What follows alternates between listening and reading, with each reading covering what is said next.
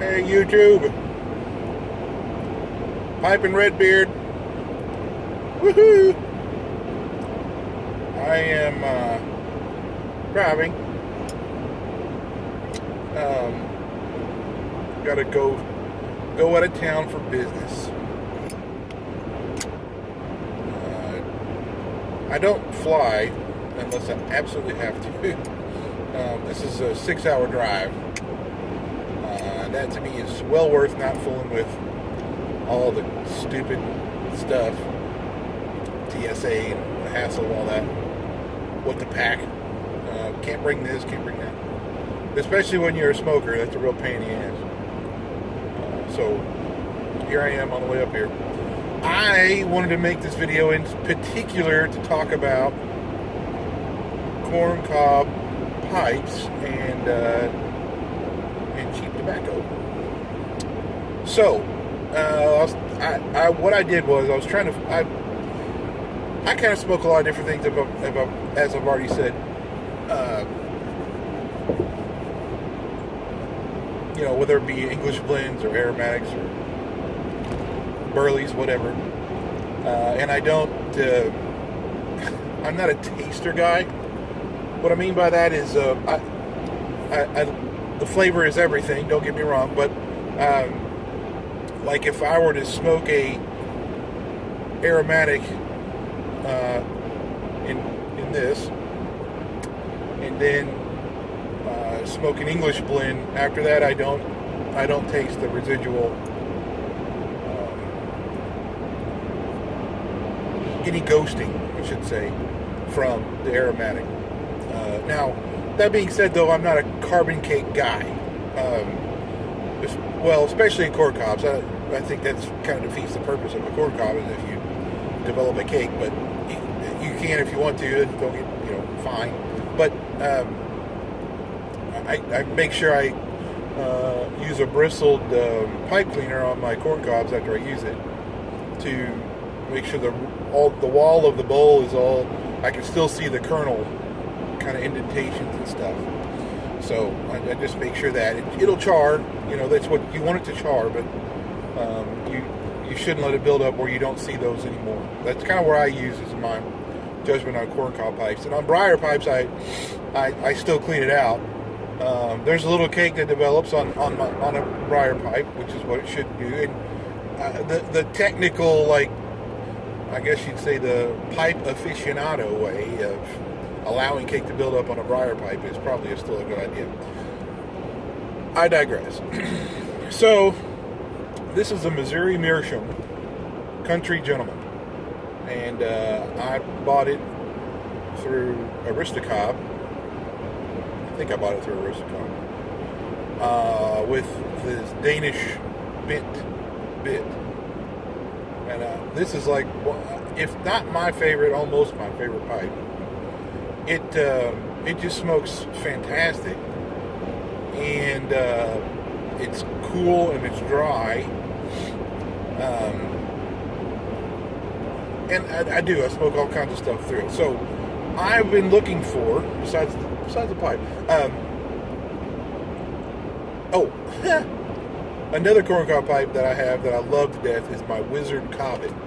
I didn't bring it with me in my truck, but the Cobbit pipes are just really cool.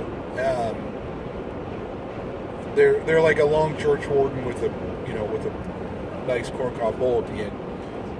Fantastic though. The Wizard Cobbit is big. It's got a really nice big bowl at the end of it. It's really cool. So I try not to. I try to be a little budget conscious with stuff. I got 3 kids. Got a big house. Lots of expenses, just like pretty much every family does. And so I try not to just either both with pipes and tobacco, just buy a bunch of stuff and don't really look at how much it costs. So I found, with cigars, you can find really good deals on closeouts or overstock or seconds or something, and you can get those in bulk and from online, at places like Cigar International, cigar.com, or there's a bunch of different places. And that's what I do for cigars. And with pipe, it's kind of the same, kind of what I'm trying to do, the same thing there.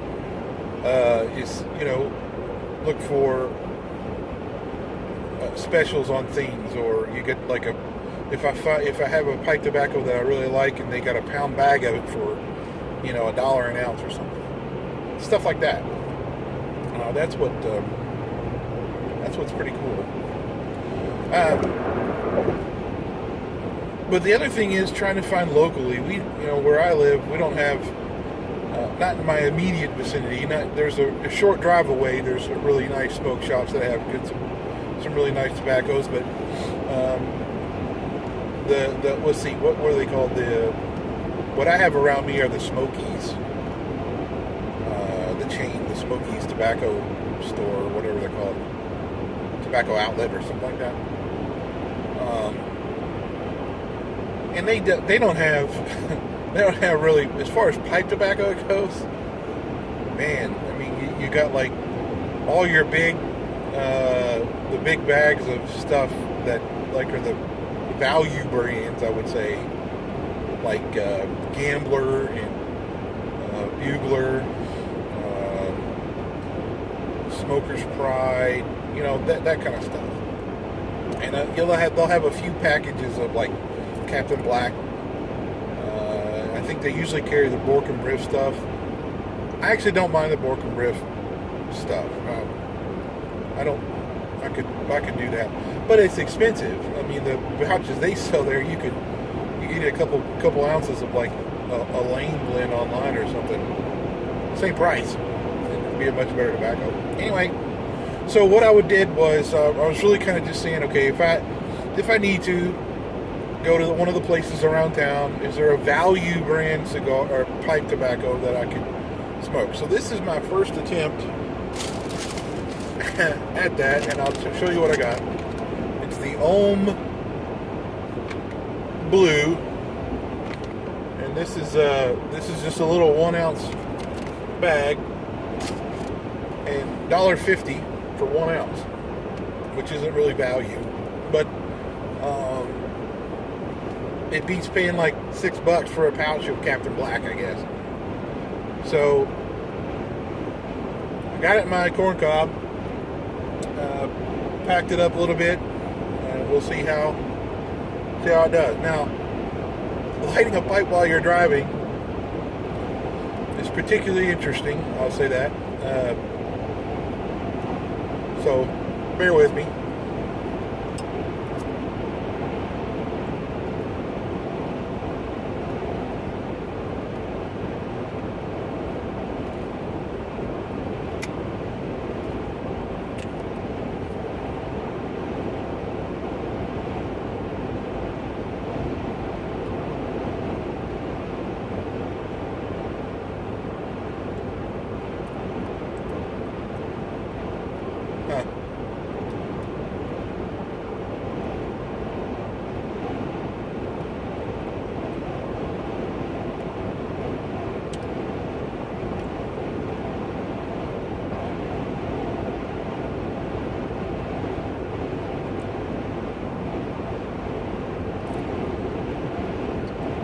Okay, so my first light impressions,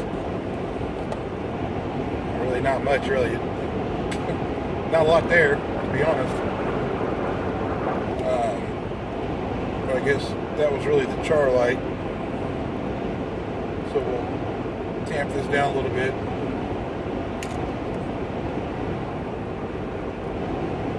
Still lit.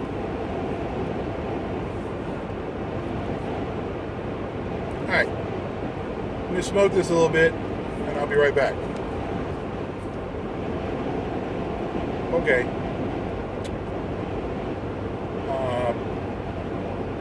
There's not much here. It's really bland. I mean,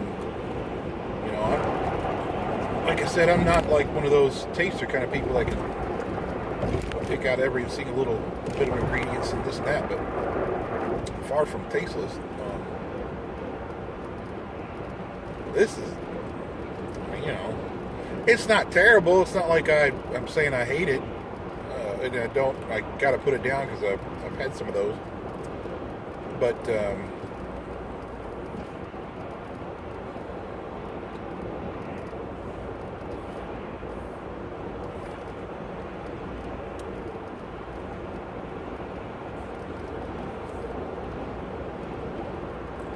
there's just not much here. So I guess if you're in a pinch, you could have a smoke, but it wouldn't do much for you. Now, I'll say this, it's fairly dry in the pouch.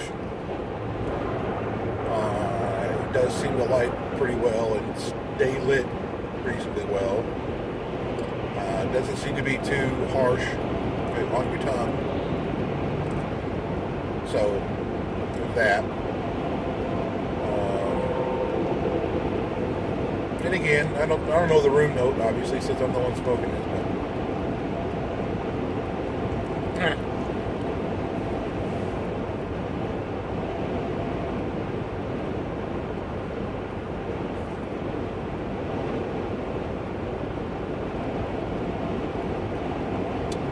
anyway,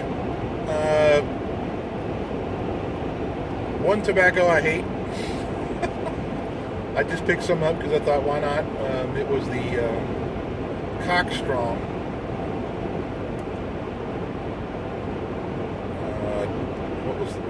I forget the name of the company. Daughters and something Daughters. Anyway, Cockstrong. That stuff was not good. I'm gonna try to take it and flavor it. So I'll probably try to make a video of that. A couple of different methods I know. I haven't tried it, so it'll be a new thing for me, but I'll try to give it a shot.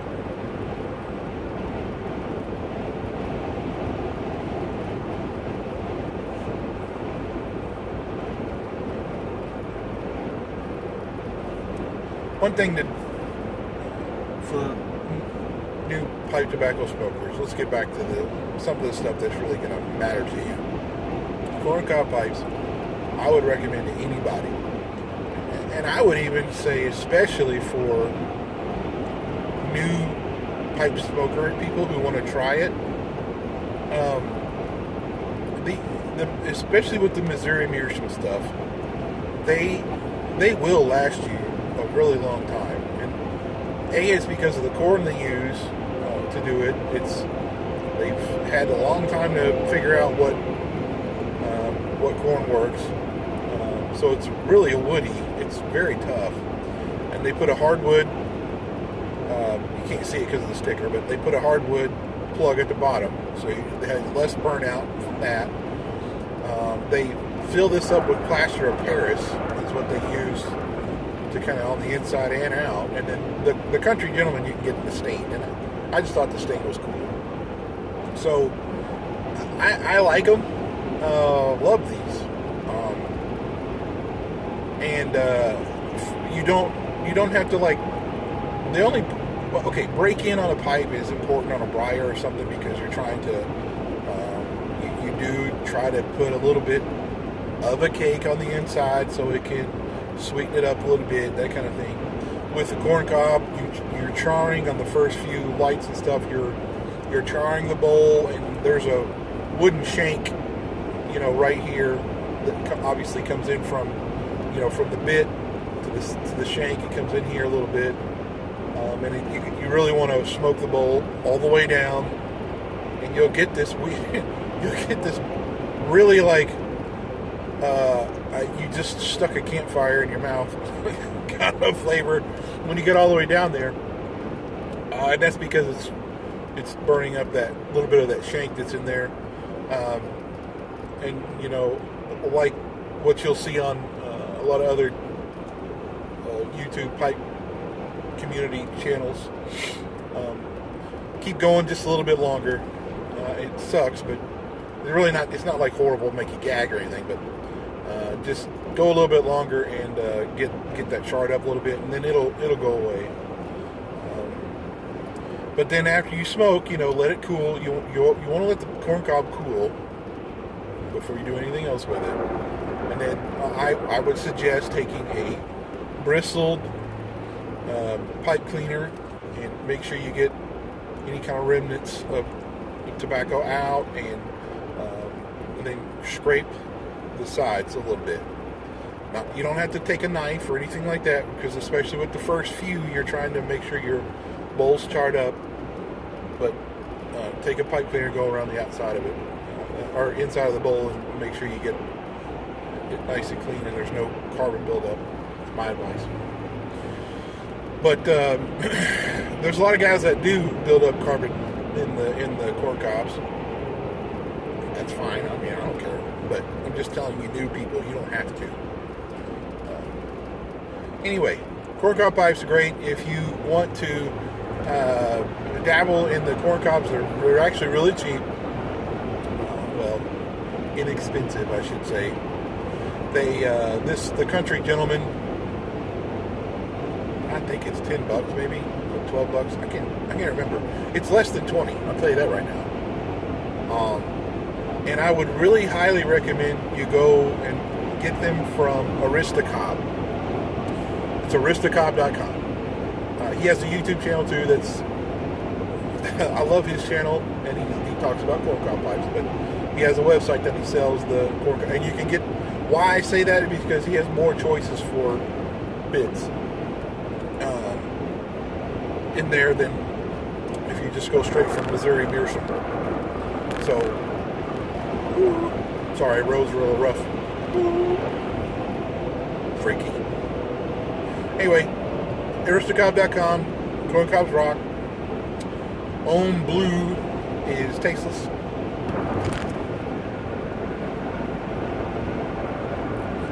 But I'm still going to smoke it anyway. Piping Redbeard. Later.